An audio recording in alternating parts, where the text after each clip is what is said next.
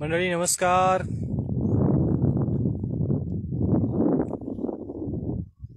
जय शिवराय मंडळी नमस्कार. कसे आहात? बरे आहे ना? एक छानसा व्ह्यू आज आपण रेकॉर्ड करतोय, त्यासाठीच म्हटलं लाईव्हला जाऊया, सगळ्यांना बघता येईल.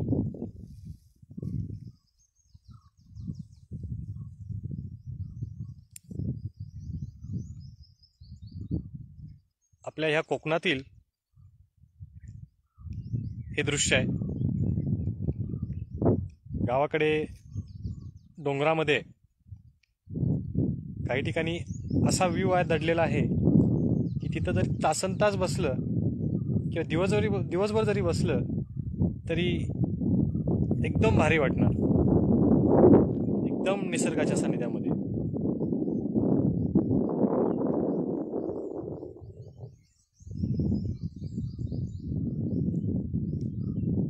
बघा, पूर्ण सभोवताली डोंगर आहे आणि या डोंगराच्या एका पर्टिक्युलर पॉइंटला साठवलेलं हे पाणी आहे. या आसपासच्या गावांना या तलावाचा, या साठवलेल्या पाण्याचा किती फायदा होत असेल. इथं येऊन एक छानशी सफारी करता येईल. उन्हाळ्यामध्ये आता मुलांच्या परीक्षा सुरू आहेत आणि एक दीड महिन्यामध्ये परीक्षा पूर्ण होऊन जातील. एकदम भारी स्पॉट आहे.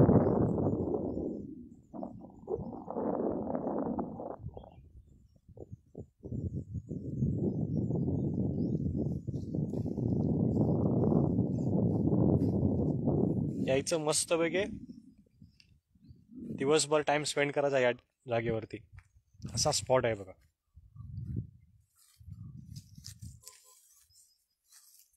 सभोवताली पूर्णपणे डोंगर.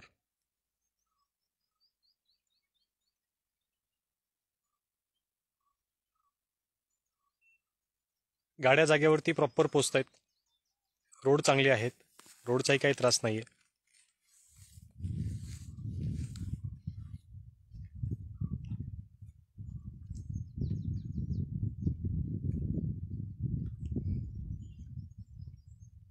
एक शांततेचं ठिकाण, निसर्गरम्य वातावरणात आपला वेळ सुट्टीच्या दिवशी स्पेंड करता येईल अशा पद्धतीचा हा देखावा आहे.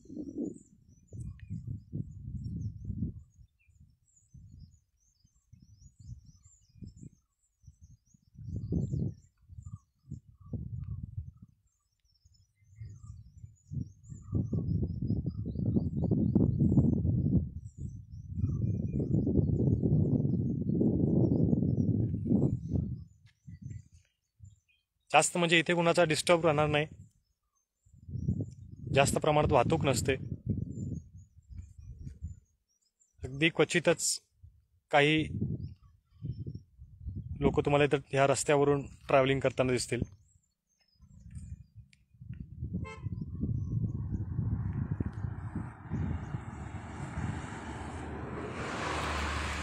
जास्त वर्दळ नाहीये, त्यामुळे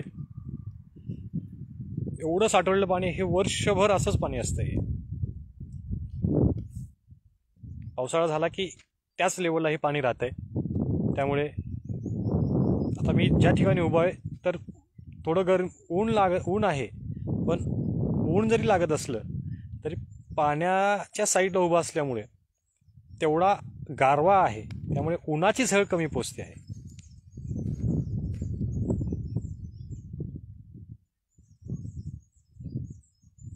तुमच्याही भागामध्ये असा काही कोकणातील किंवा तुमच्याही भागामध्ये अशा काही वेळ टाइम स्पेंड करण्यासाठीचा एखादा स्पॉट आहे का? कमेंटमध्ये अवश्य लिहा. देखणं हे निसर्गाचं रूप बघा.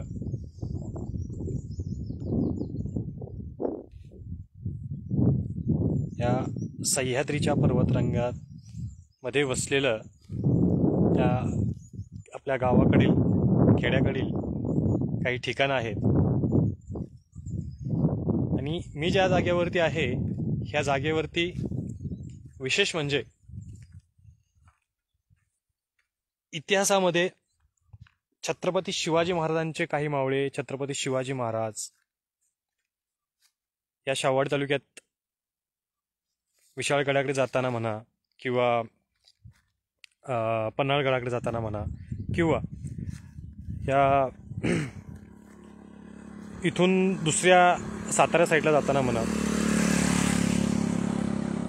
या पूर्ण एरिया ह्या डोंगरावरून, सह्याद्रीच्या पर्वतरांगावरून त्यांची पावलं, त्यांच्या छव्या उमटलेल्या आहेत, त्यांच्या आठवणी आहेत. इथल्या मातीला जरी हात लावला तरी त्या छत्रपतींपर्यंत आपली मानवंदना पोचणार आहे. त्यांच्या पदस्पर्शानं पावन झालेल्या ह्या पूर्णपणे आपल्या सह्याद्रीच्या पर्वतरांगा आहेत. मी ज्या ठिकाणी उभं राहिलो आहे त्या ठिकाणीही काही वर्षापूर्वी हे आपले मावळे ह्या भागातून गेले होते.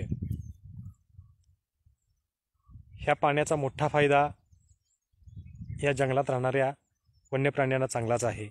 त्याच्यानंतर आसपासच्या पूर्ण खेड्यांना ह्या पाण्याचा सप्लाय होतो आहे. काही लोकांनी कॅनलद्वारे पाणी पुढं नेलं आहे, जे शेतीसाठी उपयोगी आहे. मी येताना थोडा वेळ पाहिलं साईडला, तर काही ठिकाणी मला पवनचक्क्या दिसल्या आणि काही ठिकाणी डोंगरामध्ये शेती दिसली. मी थोडा विचार केला की याच्याजवळ तर आसपास तर नदी नाही आहे, कारण नदी पूर्णपणे साईडला मला वाटतं इथून एक 20 किलोमीटर लांब आहे, मला वाटतं 10 किलोमीटर लांब आहे. तर पाणी इथं आलं असेल का तर विचार केला, तर पुढे जाऊन पाहिलं तर छानसा असा पूर्णपणे तलाव दिसतोय मला. साठवलेलं पाणी आहे. या साठवलेल्या पाण्यामुळे बऱ्याचशा शेतकऱ्यांना शेतीसाठी याचा फायदा चांगला झालेला दिसतोय. कारण येताना सर्व ठिकाणी असं कुठं पडलेलं रानं मला दिसली नाहीत. बऱ्याच ठिकाणी शेती केलेली, काही पिकं घेतलेली दिसत होते. कारण कोकणामध्ये कसं होतं की बऱ्याचपैकी भाताची शेती केली की परत पुढचं पीक घ्यायला अवघड पडतं, पुढचं पीक घेता येत नाही, कारण पाण्याचा काही अंशी त्या एरियामध्ये पाणी पोचत नाही. पण आता पाणी अडवा, पाणी जिरवा किंवा पाणी साठवा या पद्धतीचा उपयोग करून बऱ्याचशा लोकांनी त्या गोष्टीचा त्या एरियामध्ये फायदा करून घेतला आहे. डोंगरावरचं पाणी काही ठिकाणी अडवून ठेवलं आहे. खूप छान अशी गोष्ट आजच्या व्हिडिओमध्ये आपल्याला पाहायला मिळाली आणि शिकायलाही मिळाली. शिकण्याजोगं भरपूर गोष्टी या आजच्या व्हिडिओमध्ये तुम्हाला दिसतील.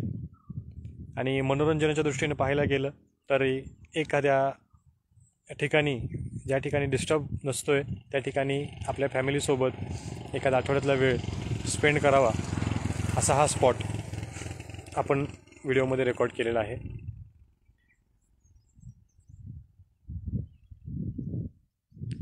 कसा वाटला तुम्हाला पाहून स्पॉट अवश्य कमेंट करा.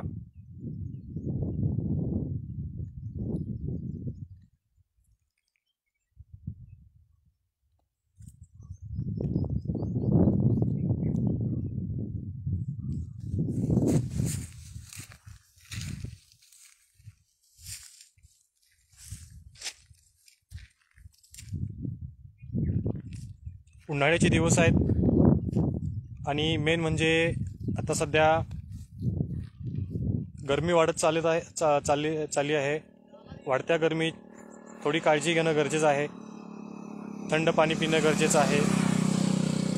फ्रीजचं पाणी न पिता माठातलं पाणी प्या, ते शरीरासाठी चांगलं राहील. त्याच्यामुळे डायजेस्टिव्ह सिस्टम चांगली वर्क करेल.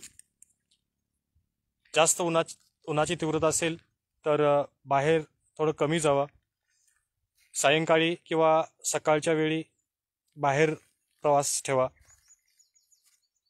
अजून 1-1.5 महिन्यामध्ये अजून उन्हाची तीव्रता वाढणार आहे. स्वतःची काळजी घ्या, सुरक्षित राहा.